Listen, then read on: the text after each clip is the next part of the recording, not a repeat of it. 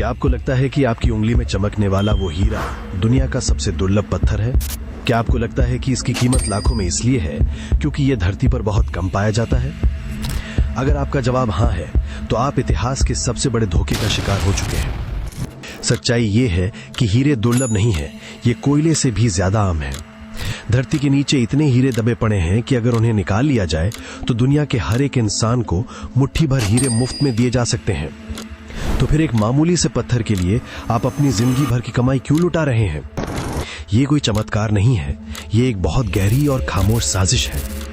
एक ऐसी साजिश जिसे एक अकेली कंपनी ने बुना, एक ऐसी कंपनी जिसने दुनिया की सरकारों को अपनी उंगलियों पर नचाया, धरती की सारी खदानों पर कब्जा किया और आपके दिमाग के साथ ऐसा खेल खेला कि आपने एक चमकीले पत्थर को अपने प्यार और रुतबे का प्रतीक मान लिया।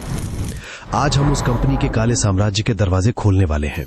हम बात कर रहे हैं डी बियर्स की, the greatest diamond cartel in human history.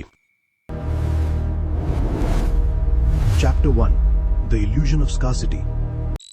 1870 के दशक में दक्षिण अफ्रीका के एक छोटे से इलाके में एक चमत्कार हुआ। जमीन के नीचे हीरों का एक बहुत बड़ा भंडार मिल गया।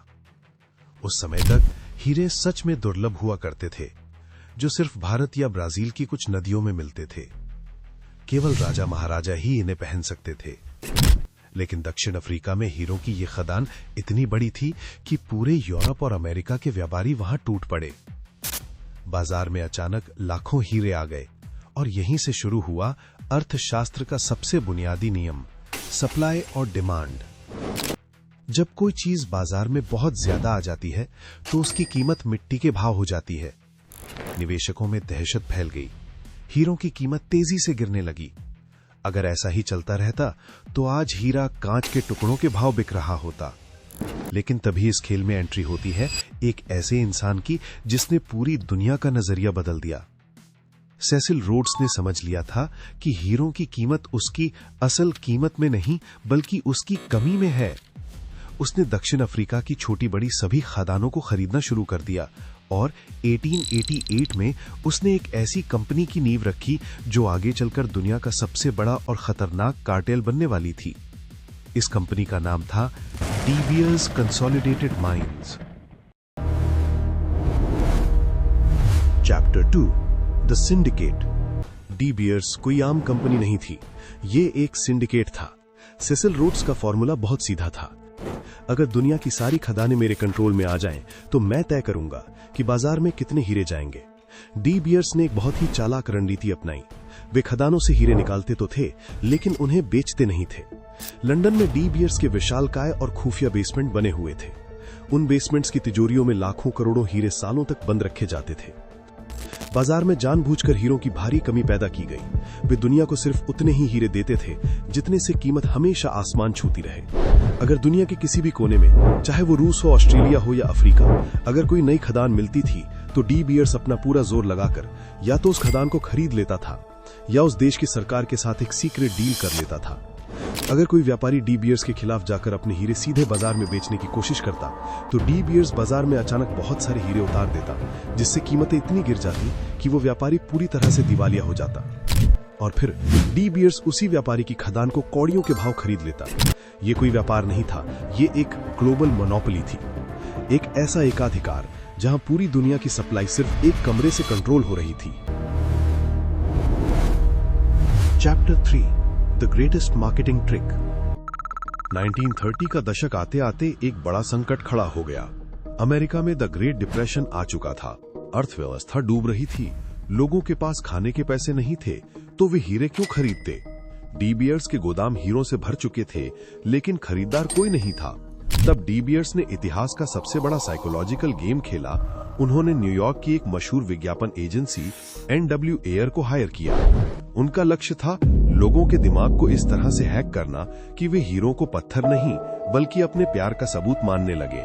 और फिर 1947 में एक ऐसी लाइन लिखी गई जिसने पूरी दुनिया का इतिहास बदल दिया, अ डायमंड इज फॉरएवर।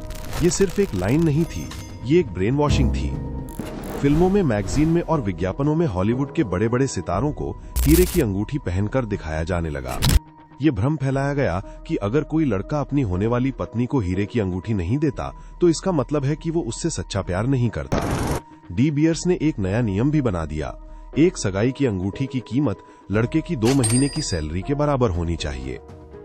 जरा सोचिए, एक कंपनी ने एक नियम बनाया और पूरी दुनिया ने उसे सच मान लिया। लोगों ने हीरो को कभी दोबारा बाजार में बेचा ही नहीं, क्योंकि वो उनके लिए कोई पत्थर नहीं बल्कि प्यार की निशानी बन चुका था। इससे डीबीएस को एक और बड़ा फायदा हुआ। पुराने हीरे कभी वापस बाजार में नहीं आए, जिससे सप्लाई हमेशा कम रही। Chapter 4 the global control. DBS का ये मार्केटिंग स्कैम इतना सफल हुआ कि रातों रात वे अरबों डॉलर की कंपनी बन गए। अमेरिका से लेकर जापान तक हर कोई हीरे के पीछे पागल था। पूरी 20वीं सदी के दौरान डीबीएस ने दुनिया के 80 से 90% हीरो के व्यापार पर अकेले राज किया। ये एक ऐसा नंबर है जो आज के समय में एप्पल, गूगल या अमेज़न भी सोच नहीं सकते। जब रूस यानी उस समय का सोवियत संघ में साइबेरिया के ठंडे इलाकों में हीरो की विशाल खदानें मिली तो दुनिया को लगा कि अब डीबीएस का एकाधिकार टूट जाएगा। लेकिन डीबीएस इतना ताकतवर था कि उसने रूस की सरकार के साथ भी सीक्रेट डील कर ली। रूस अपने सारे हीरे चुपचाप डीबीएस को बेचता रहा और डीबीएस उन्हें तिजोरी में बंद करता रहा। डीबीएस ने एक सिंगल चैनल मार्केटिंग सिस्टम बनाया था। लंदन के एक कमरे में दुनिया भर के सबसे बड़े डायमंड व्यापारी बुलाए जाते थे। उनके सामने हीरो का एक बॉक्स रख दिया जाता था। उस बॉक्स की एक कीमत तय होती थी। व्यापारी ना तो मोल भाव कर सकता था और ना ही हीरो को चुन सकता था। उसे वो बॉक्स खरीदना ही पड़ता था। अगर वो मना करता तो उसे जीवन भर के लिए व्यापार से बाहर कर दिया जाता था। ये तानाशाही की चरम सीमा थी। Chapter 5 the fall of the empire. लेकिन कोई भी साम्राज्य हमेशा के लिए नहीं टिकता। 21वीं सदी की शुरुआत के साथ डीबीएस के इस किले में दरारें बढ़ने लगी। कनाडा और ऑस्ट्रेलिया में हीरो की नई और विशाल खदानें मिली और इस बार वहां की कंपनियों ने डीबीएस के सामने झुकने से इनकार कर दिया। वे अपने हीरे खुद बाजार में बेचने लगे। लेकिन डीबीएस के लिए असली खतरा जमीन के नीचे से नहीं बल्कि एक बंद लैब के अंदर से आया।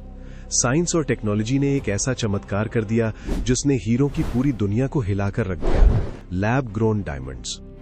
वैज्ञानिकों ने लैब के अंदर बिल्कुल वैसा ही दबाव और तापमान बनाया जैसा जमीन के नीचे होता है और कुछ ही हफ्तों में उन्होंने ऐसा हीरा तैयार कर लिया जो 100% असली हीरे जैसा था।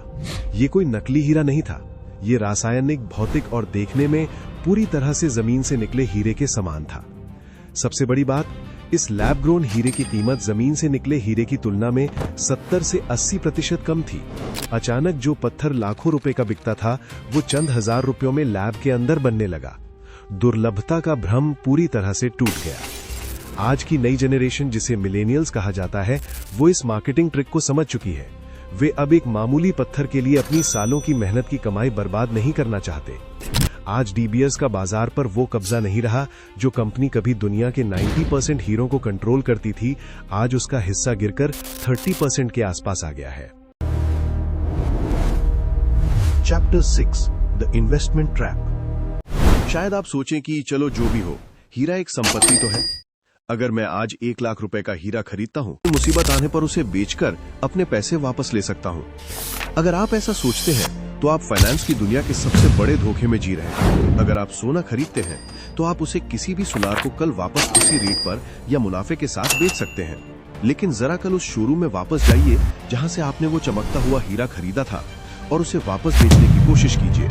वो शोरूम या तो आपका हीरा वापस लेगा ही नहीं या फिर आपको उसकी असली कीमत का सिर्फ 20 से 30% ही ऑफर करेगा। 1 लाख का हीरा अचानक 20,000 का कैसे हो गया? सच्चाई यह है कि हीरा कोई इन्वेस्टमेंट नहीं है। ये सिर्फ एक रिटेल प्रोडक्ट है जिस पर 100% से लेकर 200% तक का भारी मार्जिन जोड़ा जाता है। जब आप एक हीरा खरीदते हैं तो आप उस पत्थर की कीमत नहीं चुका रहे होते। आप उस मार्केटिंग की, उस शोरूम के एसी की और उस विज्ञापन की कीमत चुका रहे होते हैं जिसने आपको ये यकीन दिलाया कि हीरा सदा के लिए है। डी बियर्स ने ये line a diamond is forever इसीलिए बनाई थी ताकि लोग हीरे को कभी वापस बाजार में बेचे ही नहीं। क्योंकि अगर लोग अपने पुराने हीरे बेचने लगे तो डी बियर्स के नए हीरो को कौन खरीदेगा?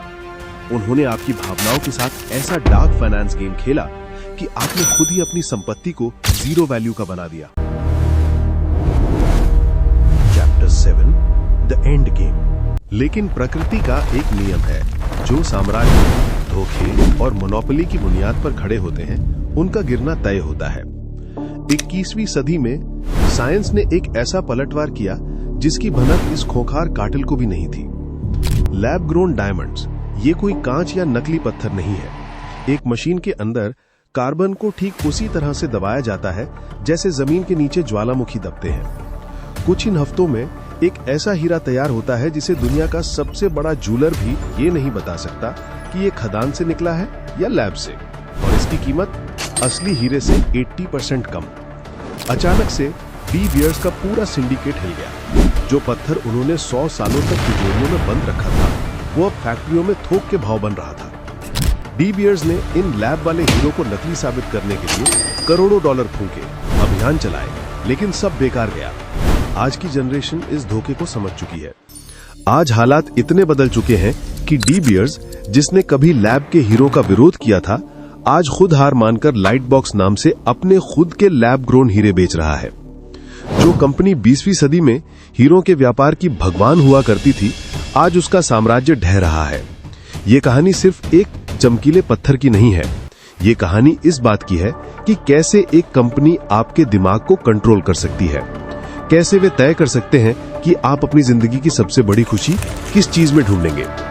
तो अगली बार जब कोई आपसे कहे कि ये हीरा बहुत कीमती और दुर्लभ है, तो बस मुस्कुराइएगा, क्योंकि अब आप जानते हैं कि वो पत्थर नहीं बल्कि एक 150 साल पुराना धोखा चमक रहा है। कैपिटल कार्टोग्राफी के साथ इस डार्क फाइनेंशियल सफर का हिस्सा बनने के लिए अभी सब्सक्राइब करें, वीडियो को लाइक करें और कमेंट्स में बताएं अगला पर्दाफाश किसका होना चाहिए।